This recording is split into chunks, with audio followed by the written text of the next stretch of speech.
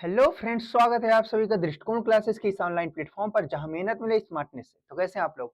आशा करते हैं बहुत ही जानदार, शानदार और जबरदस्त होंगे और आप लोगों की पढ़ाई लिखाई बिल्कुल ही बेहतरीन तरीके से चल रही होगी। और साथ ही साथ चल रहा था हमारा ग्रुप डी का एग्जाम, जिसमें मोस्ट एक्सपेक्टेड क्वेश्चन हम आप लोगों के सामने लेकर आए हैं। बहुत सारे लोगों से बात करने के बाद इसी तरह के क्वेश्चन जो है नॉन स्टॉप बायोलॉजी में पूछे जा रहे हैं। इससे पहले हम करा चुके हैं केमिस्ट्री के रासायनिक सूत्र और मोस्ट एक्सपेक्टेड क्वेश्चन फिजिक्स के, मतलब ये सारे सेशन चल चुके हैं, जिसका प्लेलिस्ट का लिंक आपको नीचे डिस्क्रिप्शन बॉक्स में मिल जाएगा। आज हम देखेंगे बायोलॉजी के मोस्ट 50 एक्सपेक्टेड क्वेश्चन, जो कि आपके आने वाले शिफ्ट में, आपके आने वाले एग्जाम्स में आने की पूरी पूरी संभावना बनेगी।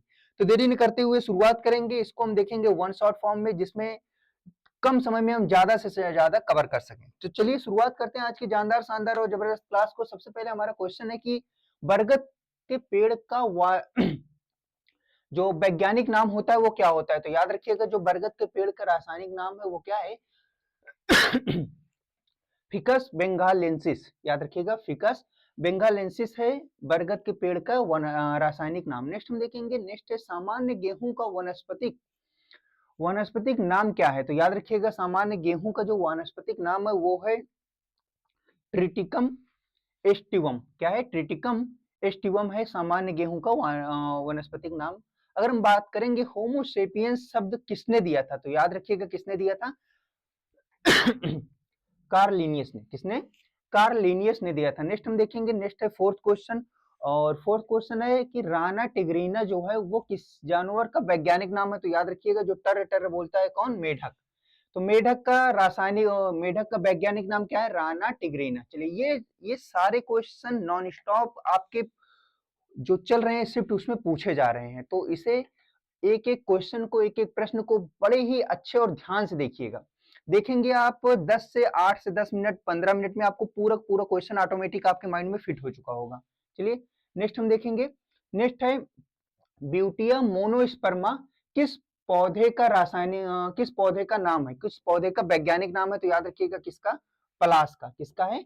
पलाश का है। पांचवा क्वेश्चन होगा। अगर हम छठवें की बात करें तो छठवां है हमारा बिल्ली प्रजाति। क्या? बिल्ली प्रजाति के सदस्यों को दिए जाने वाला वर्गीय नाम क्या है? तो याद रखिएगा, ये जो बिल्ली प्रजाति है, क्वेश्चन नंबर 6 है आपका, इसमें जो फिलाइन, क्या है? फिलाइन। फिलाइन जो है प्रजाति दिया जाता है नाम। नेक्स्ट हम देखेंगे, भारतीय मोर जो इंडियन पिकॉक का वैज्ञानिक नाम क्या है? तो याद रखिएगा, जो इंडियन पिकॉक है उसका वैज्ञानिक नाम क्या है? पावो क्रिस्टेटस। क्या है? पावो क्रिस्टेटस है। नेक्स्ट हम देखेंगे, नेक्स्ट है क्वेश्चन नंबर 8।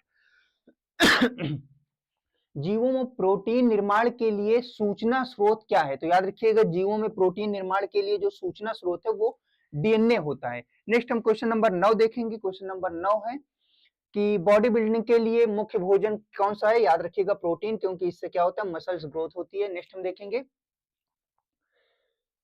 स्वपोषी अपने भोजन का संग्रहण किस रूप में करते हैं? तो याद रखिएगा, जो स्वपोषी होते हैं वो अपने भोजन का संग्रहण जो है वो ग्लाइकोजन के रूप में करते हैं। कैसे?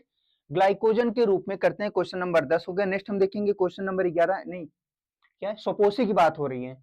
स्वपोषी तो जो है वो स्टार्च के रूप में करते हैं, जो ग्लाइकोजन के रूप में नहीं, स्टार्च के रूप में करते हैं। याद रखिएगा। नेक्स्ट हम देखेंगे, स्वपोषी स्टार्च के रूप में भोजन का ग्रहण करते हैं। नेक्स्ट हम देखेंगे,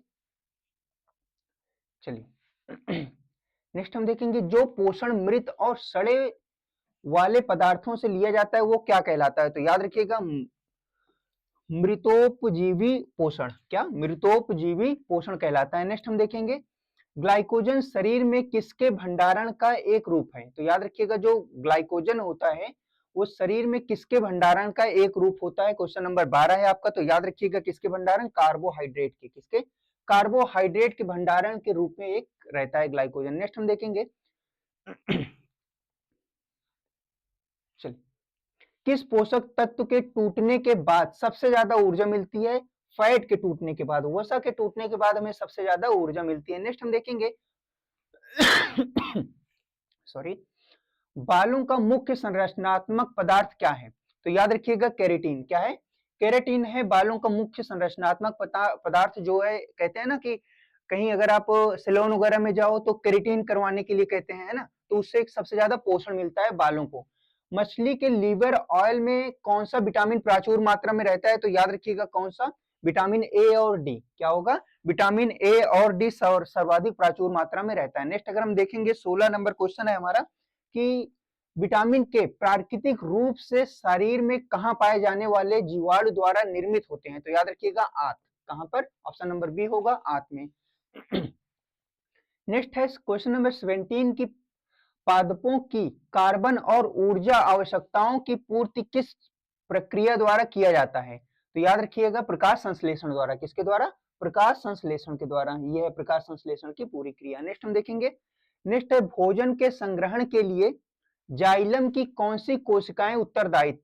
ठीक है, कौन सी कोशिकाएं उत्तरदायी होती हैं? तो याद रखिएगा जाइलम के भोजन संग्रहण के लिए जो जाइलम में कौन सी कोशिकाएं जो है उत्तरदायी होती है? तो याद रखिएगा कौन सी कोशिकाएं होती हैं? पैरेन्काइमा। कौन सा?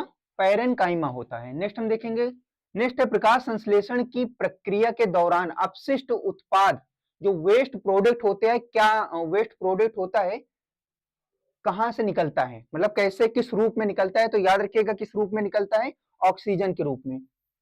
चलिए नेक्स्ट हम देखते हैं, भोजन का परिवहन ऊपर और नीचे दोनों दिशाओं में किस प्रक्रिया द्वारा होता है? तो याद रखिएगा किस प्रक्रिया द्वारा होता है भोजन का परिवहन ऊपर और नीचे? तो याद रखिएगा किस प्रक्रिया द्वारा? स्थानांतरण। चलिए नेक्स्ट हम देखेंगे, नेक्स्ट है हमारा कि फलों में मुख्यतः कौन सा हार्मोन्स प्रचुर मात्रा में पाया जाता है? तो याद रखिएगा कि जो फलों में प्रचुर मात्रा में कौन सा हार्मोन्स पाया जाता है? आपका साइटोकाइनिन। कौन सा? साइटोकाइनिन पाया जाता है। नेक्स्ट हम देखेंगे, नेक्स्ट है 22 कैक्टस जो नागफनी में प्रकाश संश्लेषण की क्रिया किससे होती है? तो याद रखिएगा जो नागफनी होता है उसमें जो प्रकाश संश्लेषण की क्रिया होता है वो तने से होता है। किससे? वो किससे होता है? वो होता है तने से। नेक्स्ट हम देखेंगे, नेक्स्ट है आंवला किस विटामिन का प्रचुर स्रोत है? तो याद रखिएगा विटामिन सी को। विटामिन सी का प्रचुर मात्रा में इसमें पाया जाता है। नेक्स्ट हम देखेंगे, फलीदार पौधे की जड़ ग्रंथियां क्वेश्चन नंबर 24 है कि फलीदार पौधों की जड़ ग्रंथियों से संबंधित जीवाणु कौन सा है? तो याद रखिएगा जो फलीदार पौधों का ग्रंथित जो फलीदार पौधे के जड़ ग्रंथियों से संबंधित जीवाणु है वो है राइजोबियम। कौन सा है? राइजोबियम है। नेक्स्ट हम देखेंगे, नेक्स्ट है हमारा कि इनमें से कौन सा पोषक तत्व मिट्टी से प्राप्त होता है? तो याद रखिएगा कि इनमें से मिट्टी से प्राप्त होने वाला पोषक तत्व कौन सा है? नाइट्रोजन। कौन सा है? नाइट्रोजन है जो कि हमें मिट्टी से प्राप्त होता है। नेक्स्ट हम देखेंगे विटामिन बी का समृद्ध स्रोत कौन सा है? तो विटामिन बी की बात हो रही है तो याद रखिएगा विटामिन बी का जो समृद्ध स्रोत होता है वो होता है अनाज। ठीक है, मोटे अनाज और पतले अनाज जो होते हैं वो होते हैं विटामिन बी के प्रमुख स्रोत। मिट्टी से जड़ों में पानी किस प्रक्रिया की वजह से प्रवेश करता है? तो याद रखिएगा किस प्रक्रिया की वजह से प्रवेश करता है? तो परासरण। किस प्रक्रिया की वजह से? जिसे हम ऑस्मोसिस बोलते हैं, परासरण। नेक्स्ट हम देखेंगे, नेक्स्ट है हवा से नाइट्रोजन का यौगिकीकरण अपने आप कौन कर सकता है? तो याद रखिएगा जो ये अपने आप कौन कर सकता है? अपने आप कर सकता है फलियां। जो फलियां होती हैं वो कर सकता है। नेक्स्ट हम देखेंगे, निम्नलिखित में से कौन सा अघुलनशील आहारीय रेशा एक उदाहरण है? तो याद रखिएगा जो सेलुलोज होता है जिसे हम कहते हैं ना कि रेशेदार खाना खाओ जिससे क्या होगा? पाचन अच्छा होगा, तो सेलुलोज है। नेक्स्ट हम देखेंगे, नेक्स्ट है केले में कौन सा पोषक तत्व प्रचुर मात्रा में पाया जाता है? तो याद रखिएगा कि केले में सर्वाधिक प्रचुर मात्रा में पाया जाने वाला तत्व कौन सा है? पोटेशियम। चलिए आज का हमारा जो सेशन था वो यहीं तक था। आगे हम करेंगे इससे रिलेटेड और बहुत सारे क्वेश्चन जिससे आपके एग्जाम में आने की जो संभावना होगी वो बहुत ही अधिक होगी। मोस्ट एक्सपेक्टेड क्वेश्चन आप लोगों के लिए लेकर आएंगे। तो आज का जो हमारा सेशन था वो यहीं तक था। आशा करते हैं ये सेशन आपको बेहद पसंद आया होगा। अगर पसंद आया हो तो लाइक शेयर सब्सक्राइब जरूर करिएगा और इसी के साथ हंसते रहिए, मुस्कुराते रहिए, अपना ख्याल रखिए, अपने माँ बाप का ख्याल रखिए। Thank you for watching.